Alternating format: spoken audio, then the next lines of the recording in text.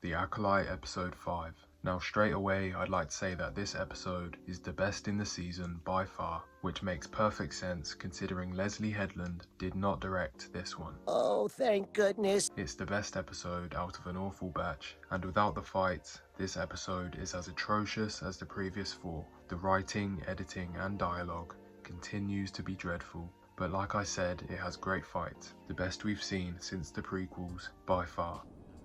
What? Not quite as good as the fights in the prequels, of course, considering the fights in this episode aren't as polished and were noticeably sped up in post-production at times to make them more seamless and fluent, whereas in the prequels the choreography was extremely polished and perfected by the actors, and the natural speed of the prequel fights like Obi-Wan vs Anakin or Obi-Wan and Qui-Gon Jinn vs Darth Maul are second to none. You're goddamn right. But they're great in this episode nevertheless.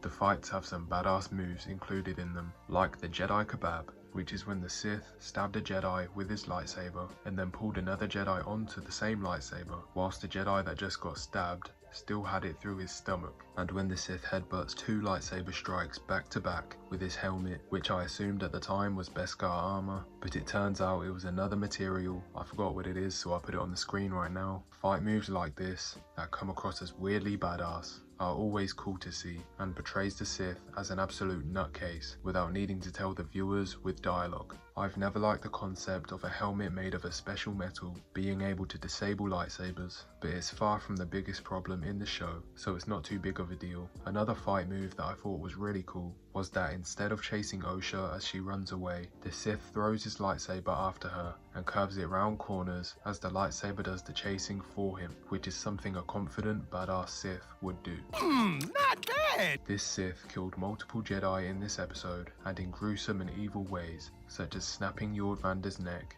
or stabbing Jackie Lon 3 times at once. This sets the standard for the show that any character could die at any time, and therefore adds some much needed tension to the show. I also liked that the choreographers included the environment during the fights, like Jackie flipping off a rock to strike the Sith from a different angle. Now this isn't anything too creative, but I just appreciate the fact that they did use the environment in some way to make the fight more realistic and more entertaining to watch. Creativity is always needed to make memorable fight scenes. It's just common sense. Jackie and Sol's master and apprentice chemistry during their brief duo fight scene was also very well executed, because of course they know how to fight alongside each other seamlessly. They fought side by side on so many missions before this one, so it makes perfect sense for them to be so in tune with each other's moves and bounce off each other very well during a fight. The fights were just very creative and clearly had a lot of care and passion put into them, which is always appreciated, and if only this show or Disney Star Wars in general could have this much care put into it for the other horrendous 99% of scenes, then it could actually be likable. But unfortunately that's not the case, and it's a shame that the writing, dialogue and editing is so poor. Otherwise this would have been a great episode, and unfortunately great fights are not enough to make up for everything else being bad.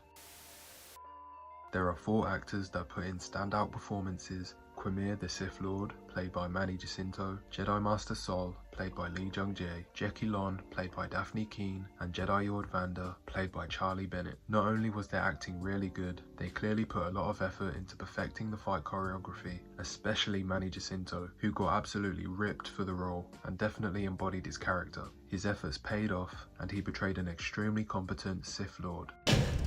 Not too bad. Amandla Stenberg's acting, however, is noticeably worse than the rest of the cast. She's not that good at portraying emotion, and it's distracting to see her try to make her character's reactions to everything seem believable. Nothing her character does or says seems natural, and every time she's on screen, I get reminded that she's just an actress playing a role. Her acting has not been very good in every episode that we've gotten so far. Damn. The decisions made by the terrible writers of this show continue to be distractingly ridiculous and nonsensical, so just like I did for the previous 4 episodes, I want to mention all the negatives that I noticed and the things that don't make sense at all in this episode. So starting off, in the first minute of the episode, Osha looks down at a dead Jedi and looks around to see where the Sith and all the Jedi had went. This scene had been completely silent up to this point, and then all of a sudden it cuts to her seeing the Sith and the Jedi battling a few meters away from her, with loud clashing lightsabers and screaming. Either she lost her eyesight and hearing briefly after waking up from getting force pushed unconscious, which doesn't exactly make sense, or the writers just didn't even consider the logic of this scene, and to be honest I'd say it was the latter, considering the writers have shown time and time again that they wouldn't know what logic is even if it bit them in the arse. Now on to the next one. During the scene where the Sith throws his lightsaber at Osha, after he's done striking down the other Jedi, Jedi Master Sol appears out of nowhere to smack it away. He wasn't in the first fight scene where the Sith was fighting all the other Jedi at once, which means that Sol chose not to fight the Sith alongside his Jedi friends, and he was for some reason extremely far away from the battle. This also means that right after the Sith appeared and force pushed the Jedi back in the previous episode, Sol ran away and left the Jedi to fight the Sith without him, which doesn't even make an ounce of sense and is completely out of character for not only Master Sol but a Jedi in general. This was not explained whatsoever because the writers clearly didn't use logic once again, and they didn't even realize that he was missing from the scene, almost like they forgot Sol's character existed in the first place.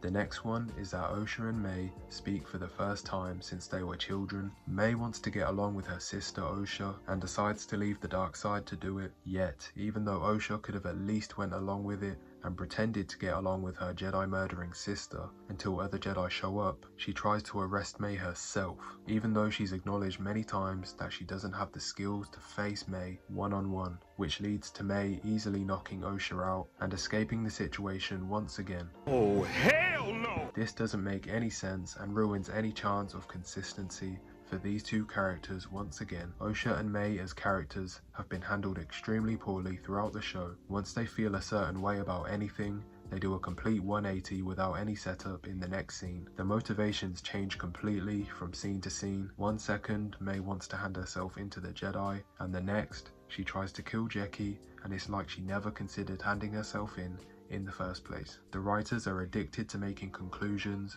without beginnings. This is another reason why the writing is so extremely bad in this show. It doesn't even follow the basic rules of storytelling. You can say that again. Oh yeah, and during this scene, May decides to cut about 2 inches off of her hair and then goes on to stand like she's been enlightened by the Force, followed by a wide-eyed stare into the distance like she saw Jar Jar Binks running butt naked through the jungle. This was portrayed to be a powerful moment for some reason, which was just so goofy. This whole scene was odd in every way, but May cutting her hair was the cherry on top. It was hilarious. Everything about it was so poorly done. The next one is that Osha literally sentences her loyal friend and droid companion to death by using it as a way to attract bugs to the Sith Lord to get eaten by the bugs so that her and Sol could escape. I mean, what an asshole. I had to add this because it felt so odd to me and it came across as really stupid. We don't see many characters in Star Wars sacrifice the droids that they really care about and have such little care for them, especially Osha of all characters to do such a thing. She's been shown to care about everything around her, but when it comes to her droid, who was her closest and most reliable friend since she left the Jedi Order, she couldn't give 2 shits.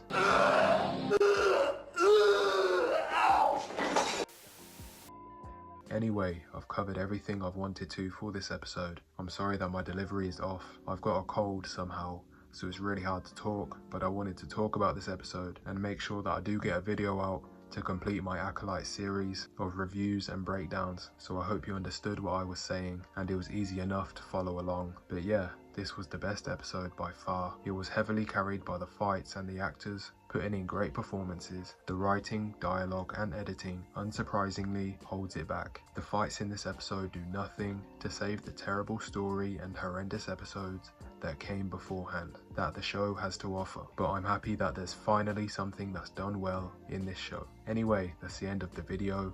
What did you think about this episode? Let us know down below. Thank you for watching till the end, especially with my sick voice, but I'll be better for the next video, and I'll see you on the next one.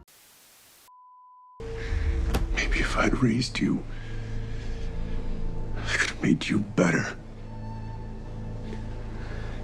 And not some weak, sniveling pussy, starved for attention.